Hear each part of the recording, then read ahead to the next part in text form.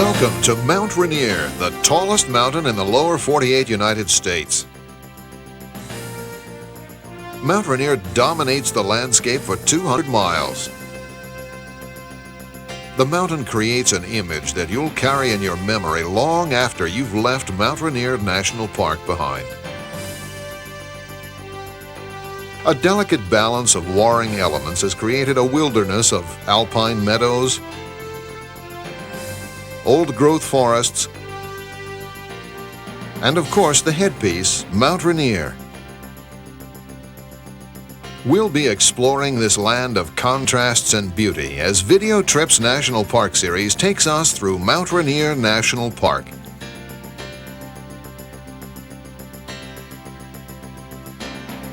We'll tour the 250,000 acres set aside nearly 100 years ago by President McKinley.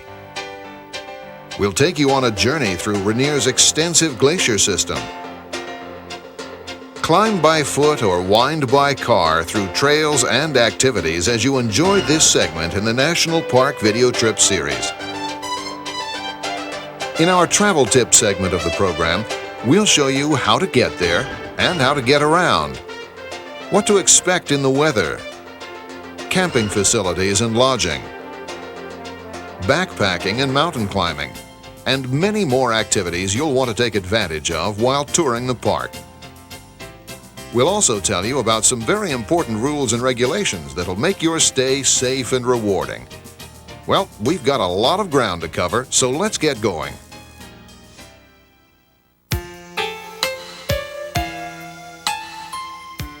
Mount Rainier National Park is located in the extreme northwest of the United States. The crowning glory of the Cascade Range, Mount Rainier is situated in west central Washington, close to the densely populated area of Puget Sound and Seattle. The best place to start our trip is at one of the park's visitor centers, Longmire, Jackson Memorial, Ohanapekash, or Sunrise Visitor Centers, depending on which entrance you use.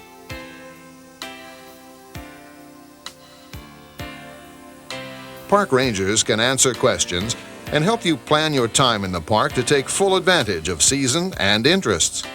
Inquire about naturalist talks and walks that take place in the summer, and the snowshoe walks that take place in the winter. Each center has exhibits geared to a specific aspect of the park. And don't forget to pick up free maps and brochures about the park while you're there.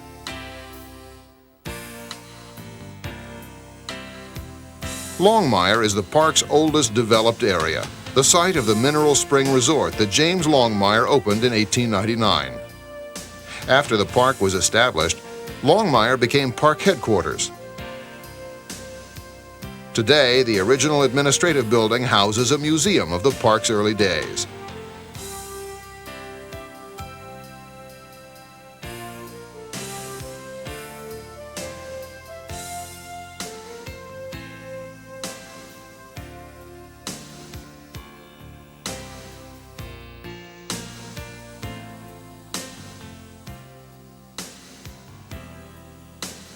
Ohanapekash Visitor Center is the major approach to Paradise and the high country for travelers coming from east of the Cascades.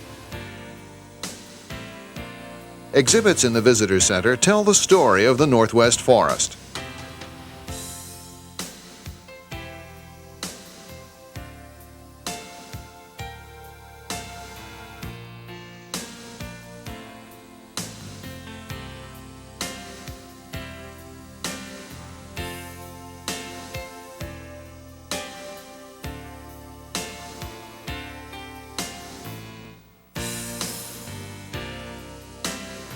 Sunrise Visitor Center in the rain shadow on Rainier's eastern slope is located at the highest point in the park reached by road. As you approach the Sunrise area, you'll come upon 3 overlooks.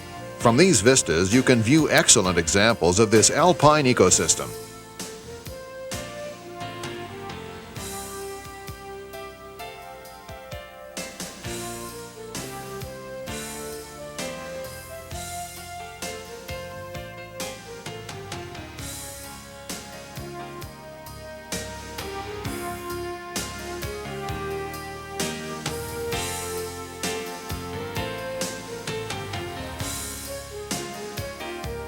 Due to its elevation, unpredictable weather, and its remote location, Sunrise is seldom open to visitors until mid to late June.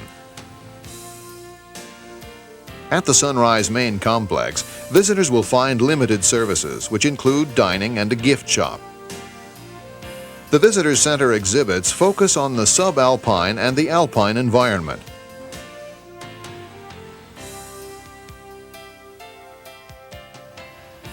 From here, you can see Emmons Glacier, the largest on Mount Rainier. And on very clear days, you can also see some of the other volcanoes in the Cascade Range.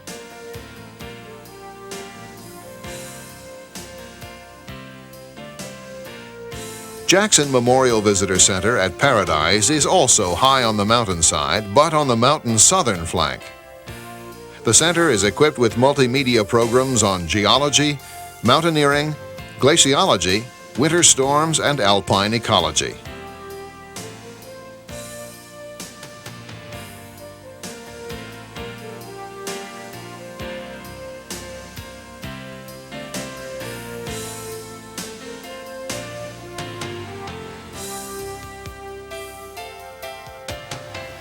From the enclosed observation deck, you can get a panoramic view of Mount Rainier and the Southern Cascades, and you might even be lucky enough to spy on an expedition group on their way to the summit.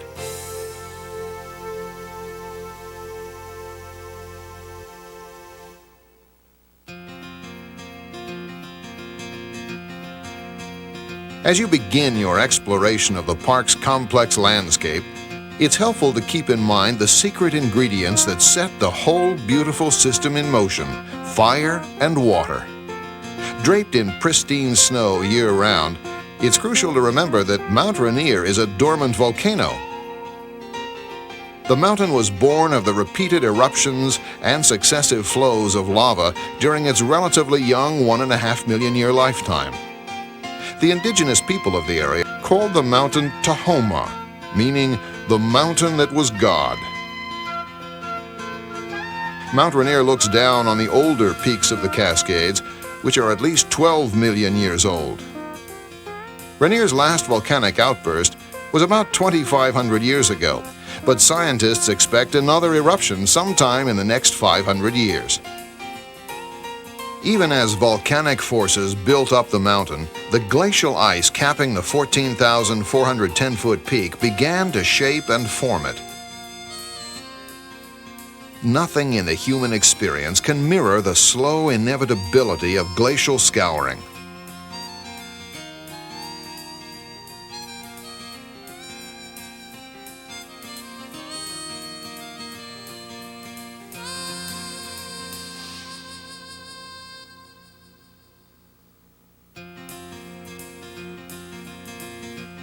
Mount Rainier carries the largest single-peak glacier system in the contiguous 48 states. Deep valleys of sheer-sided ridges and lesser mountains radiate out from Rainier's summit. 26 named glaciers and 50 smaller ice patches rest across this uneasy sleeping giant. The glaciers are formed when unmelted snow accumulates deeper and deeper. New snowfall can amount to over 90 feet a year. The weight of the snow presses the air out and packs the snow down tight, compressing it into ice. Gravity pulls it down the mountainside, scouring and smoothing the bedrock as it goes.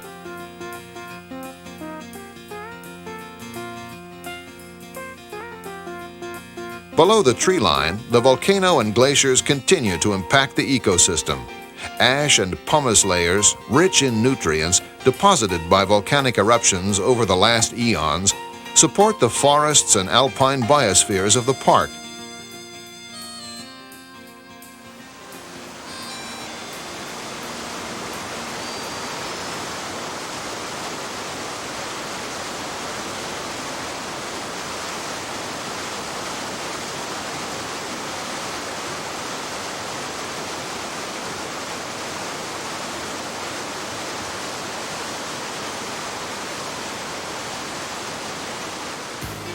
Rainier has alpine meadows accessible by car from Paradise and Sunrise centers.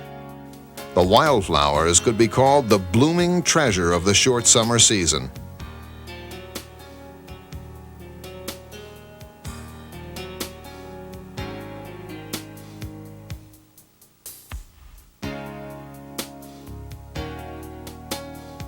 The combination of rich soil and heavy snowfall is conducive to the growth of the 100 species of wildflowers for which the park is famous. And while you can enjoy looking at them on the more than 300 miles of trails through the backcountry, don't touch. Picking flowers is prohibited. That way everyone can enjoy their shy beauty, and their continuation is assured in this fragile environment.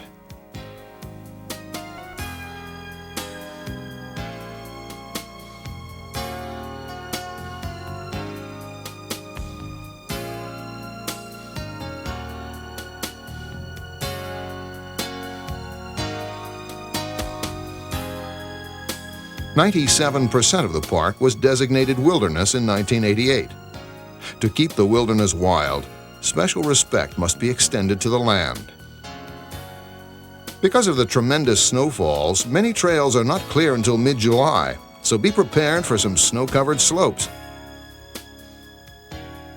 Because Mount Rainier is the tallest mountain in the area, it is the weather maker.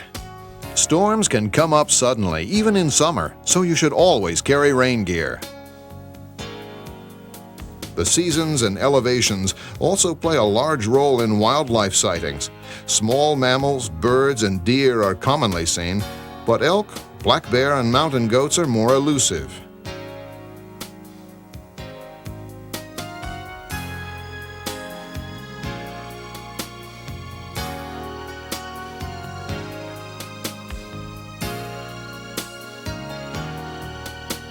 Most likely, you won't see all of the dozens of species of mammals or 150 species of birds indigenous to the park in one stay. But if you're alert and find out where and when to look, your perseverance will be rewarded.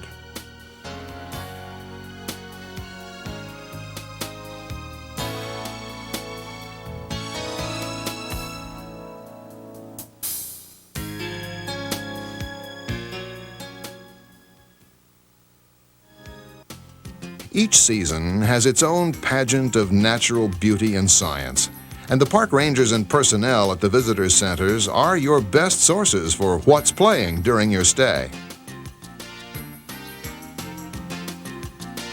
The park offers an opportunity to see part of the 1% of America's original old-growth forest which hasn't been clear-cut.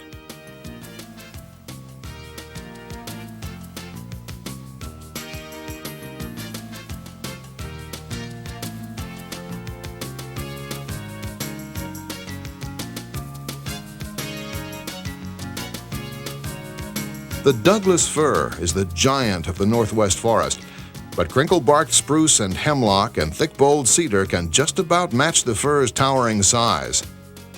In the Grove of Patriarchs, one of the park's special sites, the trees have been protected from fire by nearby rivers. There, among trees thought to be more than 1,000 years old, a different ecological environment can be enjoyed. The shadows are home to 6-inch banana slugs, mushrooms, ferns, and mosses. The Grove of Patriarchs is located in the southeast corner of the park and can be viewed by car or on foot.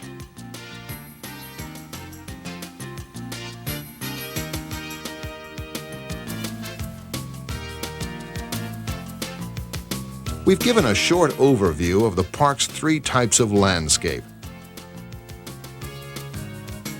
Above the timberline in the glacier zone, the alpine meadow area,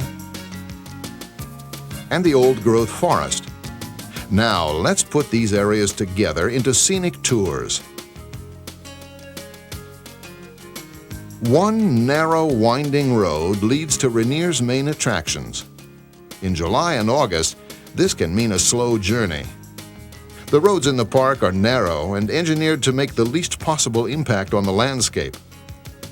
A major road system leads from the southwest entrance through the southern and eastern parts of the park, with a spur to Sunrise on the northeast side of the mountain. The road from the Carbon River entrance in the northwest corner of the park is unpaved and leads to Mowich Lake Campground and Ipsut Creek Campground. Carbon River is named for the coal deposits found in the area. Of all the park areas, it has the heaviest rainfall and most luxuriant forest. Some botanists suggest that rather than a lowland forest, what you find here is an example of a temperate rainforest.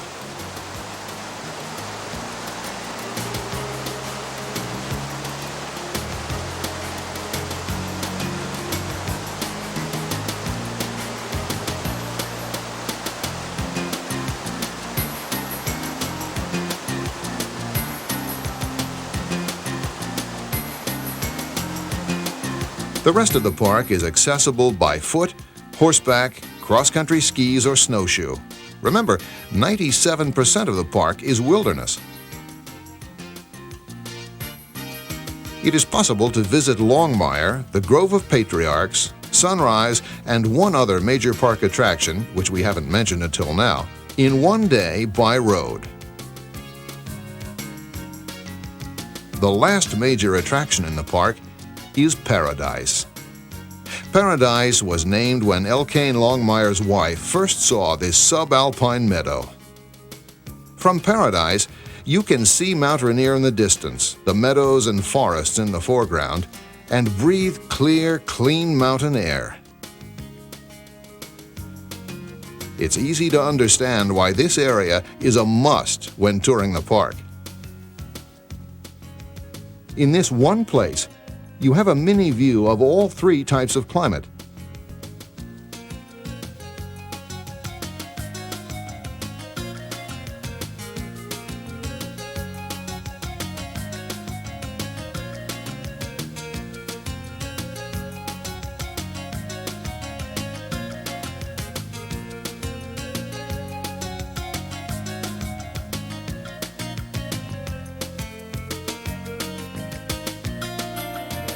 Paradise is also a must in the winter time.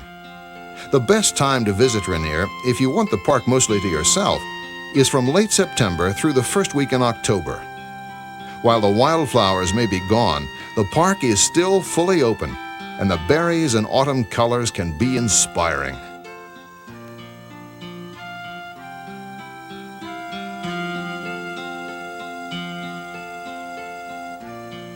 Snow is serious business here and can make much of the park inaccessible in winter. Cross-country skiing and snowshoeing enthusiasts will find unparalleled vistas to glide through. Many trails radiate from here because of the nearby access to the Wonderland Hiking Trail. If you're visiting the park from late May through early October and want to explore the park in depth, you'll need 10 days to 2 weeks. This length of time will allow you to hike the 93-mile circuit of Mount Rainier.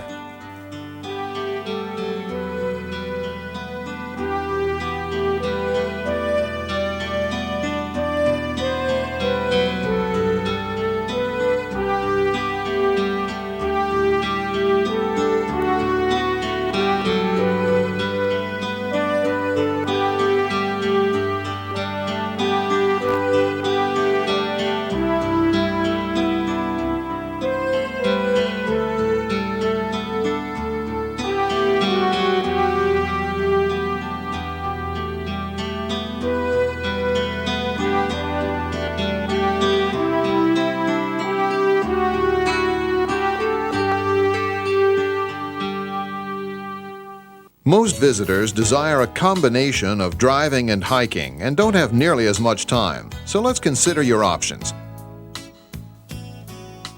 You might consider a one-day guided bus tour. These tours highlight the major attractions in the park, and they give you the opportunity to learn more about this fragile environment. On foot, you have several prime hiking trails. The Trail of Shadows hike begins at Longmire. This half-mile loop is excellent for viewing meadowland. Along this trail, you'll come upon Longmire's Medical Springs and the original site of Longmire Springs Hill.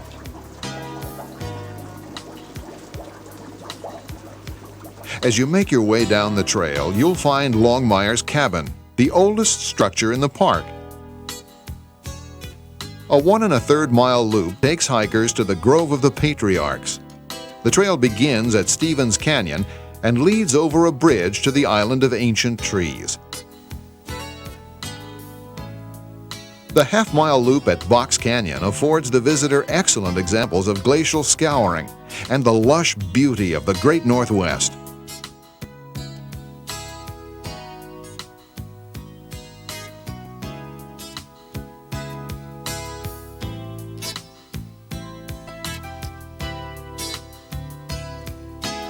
The Nisqually Vista Trail from the Jackson Visitor Center passes through subalpine meadows to an overlook point of the Nisqually Glacier.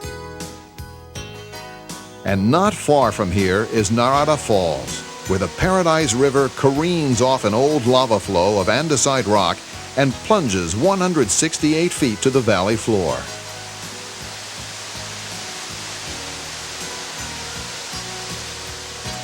Of course, for the veteran hiker, there's nothing to compare with the Wonderland Trail, 93 miles, which completely encircles the mountain. The Wonderland passes through all the major life zones of the park. If you don't have the time for the whole trail, or don't feel up to the rugged gains and losses in elevation, your alternative is an 18-mile section of the trail. This trip usually takes about 3 to 4 days of hiking, and leaves Stevens Canyon Road to run northward along the east flank of the mountain. The 5-mile Skyline Trail is aptly named and is the highest in the park. At Panorama Point, altitude 6,800 feet, the Cascade Range seems to lie at our feet.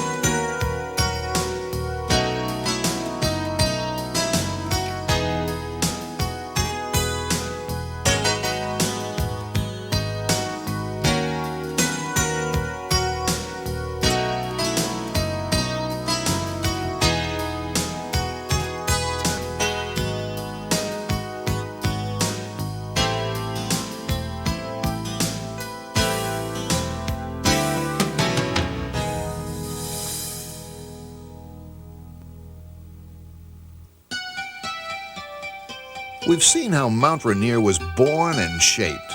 We've explored trails leading all around the mountain and viewed what influence the mountain has on wildlife, flora, and the weather.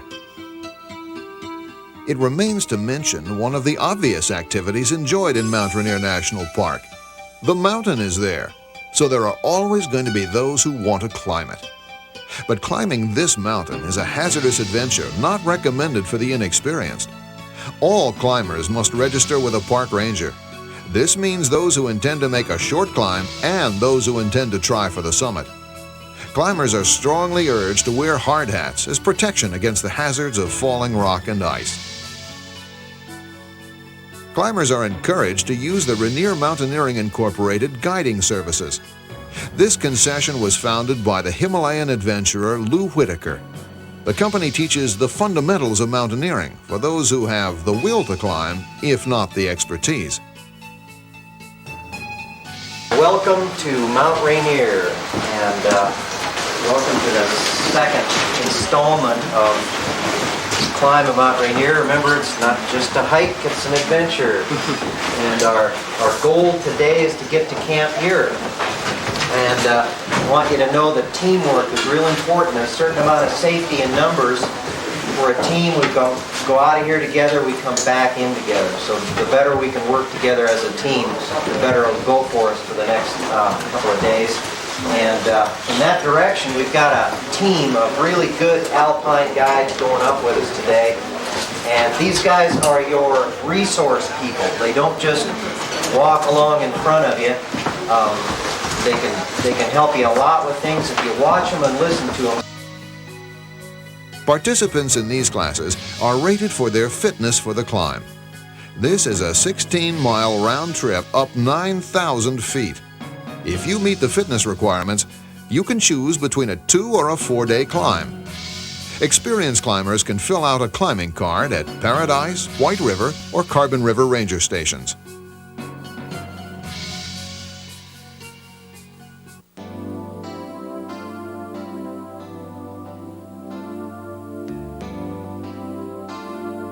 Mount Rainier is located in west central Washington within an easy drive of Seattle, Tacoma, and Portland.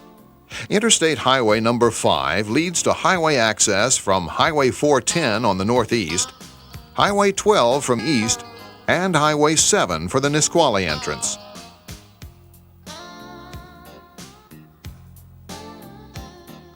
Airports are located in Portland and Seattle-Tacoma, with scheduled flights by the major national and regional carriers. Rental cars are available at both locations.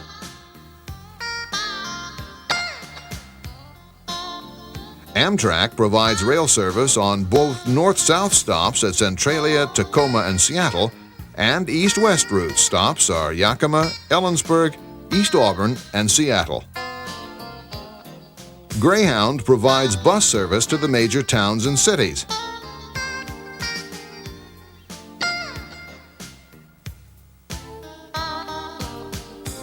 Most people visit the parks by car.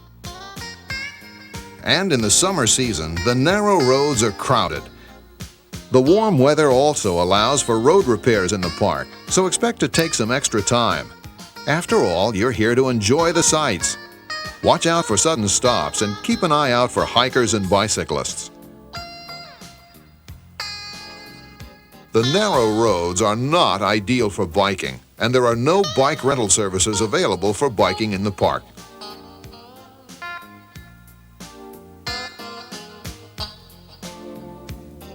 Mount Rainier National Park's close proximity to Seattle is the primary reason for the park's dearth of overnight quality lodging. Within the park, overnight rooms are available at the Paradise Inn at Paradise during the summer only.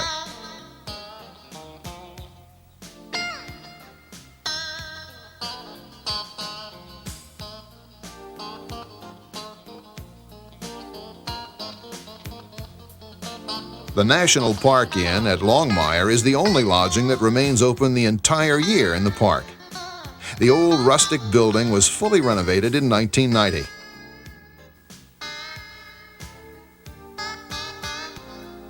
The old-fashioned grandeur of stone fireplaces remained in a setting of new paint and carpets.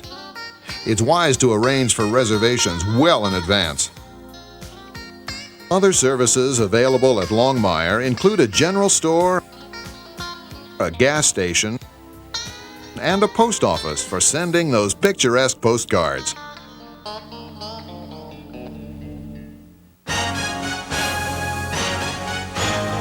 Camping, on the other hand, offers the most beautiful room nature can provide, and a lot of it.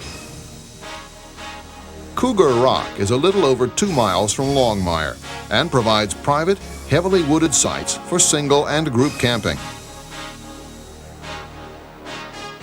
A little closer to the Nisqually entrance is a small drive-through only campsite called Sunshine. 3 other campsites are located throughout the park. In the southeast corner is Ohanapekash. This campsite has a visitor center and a self-guided trail.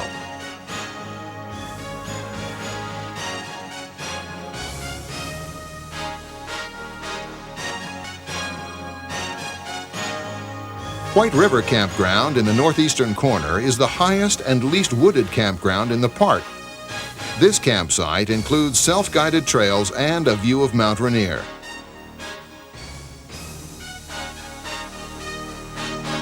As we mentioned before, Isput Creek is in the northwestern corner of the park. This site is out of the way and difficult to reach. 5 miles of twisting, unpaved road will bring you to a green, wet, and rugged campsite. This is often a starting point for hiking the Wonderland Trail. These 5 auto campgrounds are open on a first-come, first-served basis. Group campers may reserve spaces. Wilderness permits are required for overnight stays in the backcountry wilderness. The permits are free and are available at hiker information centers, ranger stations, and visitor centers on a first-come, first-served basis. Lodging and food service is available in the nearby communities of Ashford, Packwood, and Enumclaw. Seattle, Tacoma, Portland, and Yakima also offer lodging and food services.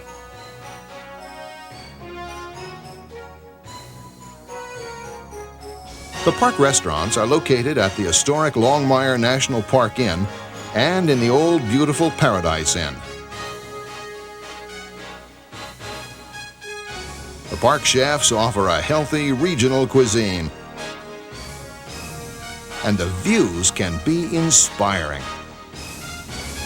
Paradise and Sunrise visitor complexes have snack bars for the public, but nothing can offer more inspiration for dining than a picnic in the summer at Sunrise or Paradise.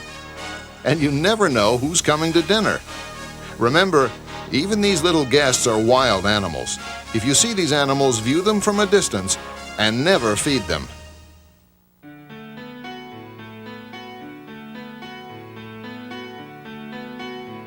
While camping, hiking, picnicking, or at any time, the crystal clear and icy cold water found in the mountain streams in many national parks may seem inviting to drink. Don't do it. You'll see animals drinking the water, but humans must take several precautions.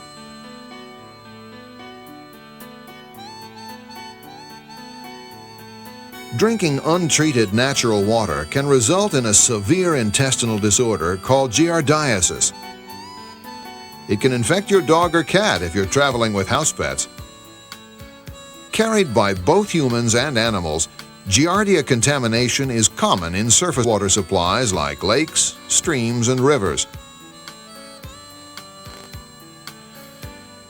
Here are 3 basic ways to protect yourself from giardiasis. The most effective protection is to carry your own water from a known safe drinking water supply. The next most effective method is to boil water obtained locally for at least a minute in low altitudes and 3 to 5 minutes at high altitudes. And the least effective method is to filter the water with a high-quality filter that can remove particles as small as 1 micron.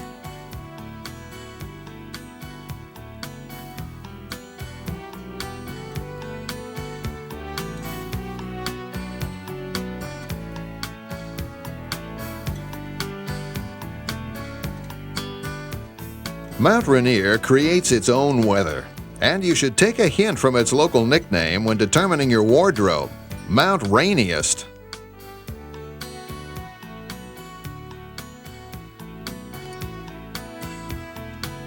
The mountain reaches into the atmosphere and interrupts the flow of the moist maritime air masses from the Pacific Ocean.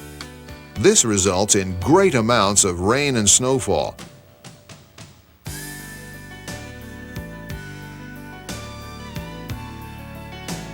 The heavier rainfalls occur between October and early May.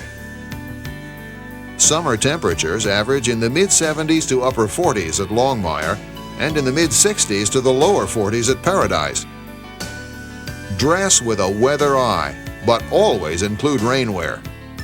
Casual dress is appropriate in the lodges. Hypothermia is really a severe case of overexposure, and it can be fatal. It's surprising to note that most hypothermia cases develop in air temperatures between plus 30 and 50 degrees. But most people underestimate the danger of being wet at such temperatures.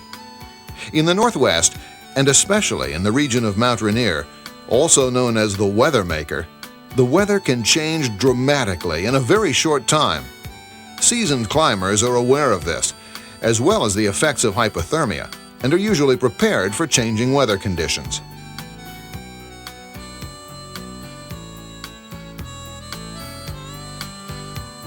Day climbers and hikers, on the other hand, often treat things such as hypothermia a little lightly, not expecting anything to happen to them on short jaunts or day climbs.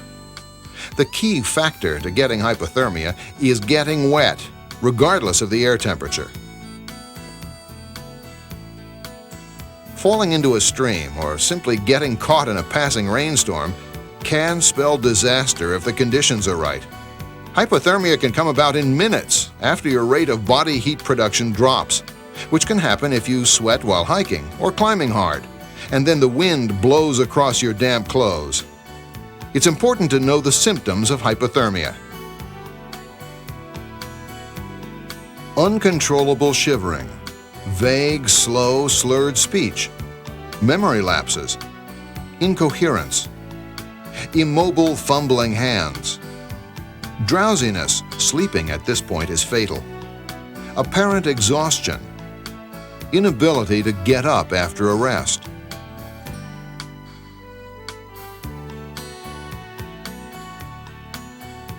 Hypothermia victims may deny they're in trouble. Believe the symptoms, not the patient. Even mild symptoms demand immediate treatment. If you suspect someone is suffering from hypothermia, A. Get the victim out of the wind, rain, or snow. B. Take off all wet clothes. C. If the patient is only mildly impaired, give warm drinks and get the person into warm clothes and a warm sleeping bag. If the patient is semi-conscious or worse, 1. Leave the patient stripped, and if you have a double bag, put the victim between 2 warm donors. Skin-to-skin contact is the most effective treatment next to warm oxygen. 2. Concentrate the heat on the trunk of the body first, that is, the chest, shoulders, and stomach. Keep the head low and the feet up. Keep the person quiet. Do not jostle, massage, or rub. And 3. Never give the person alcohol, sedatives, tranquilizers, or pain relievers. Hypothermia is just one of the many good reasons why those traveling in the outdoors should not go it alone. Travel with a friend. It could save your life or theirs.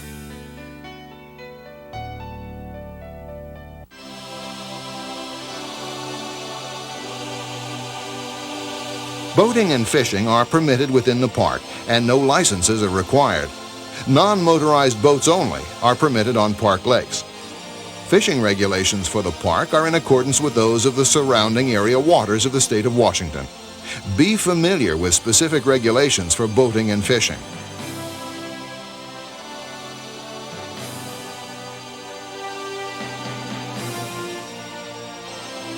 Pets may be kept at drive-in campgrounds only and must be kept on a leash. Pets are not permitted in the backcountry, on trails, in public buildings, or amphitheaters.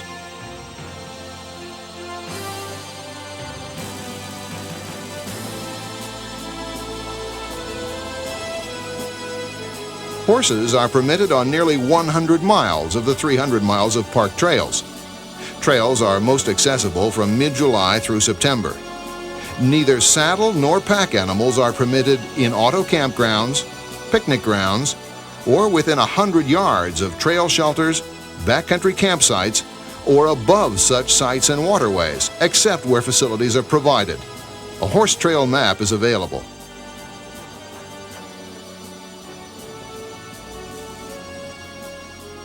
Snowmobiles are permitted on designated roadways only, but only when these roads are closed by snow to traffic.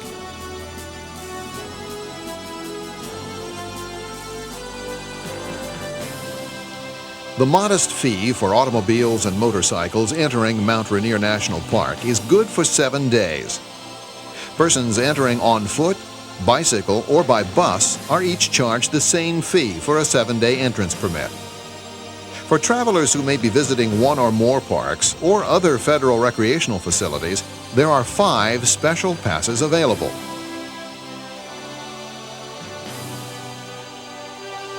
The Golden Eagle Pass is an annual entrance pass to all national parks, monuments, historic sites, recreation areas, and wildlife refuges.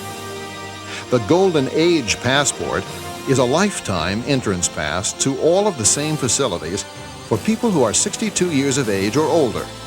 The passport also provides a 50% discount on federal use fees inside the facilities. It does not cover fees charged by private concessionaires. The Golden Access Passport is a lifetime entrance pass for persons who are blind or disabled. This passport also provides for the 50% discount on federal use fees, but does not cover fees charged by private concessionaires.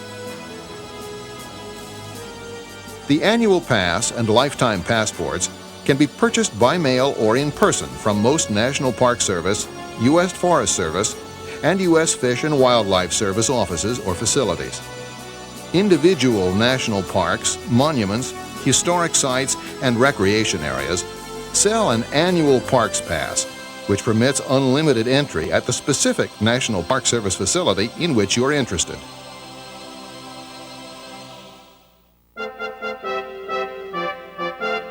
Our tour of this beautiful wilderness area is complete.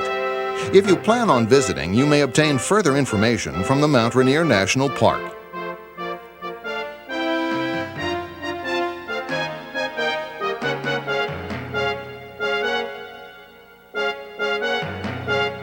Mount Rainier National Park is a place where the modern world has scarcely intruded. Perhaps the stately majesty of Mount Rainier's snow-capped peaks, or the fragility of a perfectly balanced ecosystem, or the mind-numbing patience of nature building and remolding herself over eons and eons has held us back and kept us in our place. Where else can you glimpse paradise? Walk under trees hundreds of years old and surround yourself with the songs of birds and whispering branches. Get away from the world and savor a taste of nature.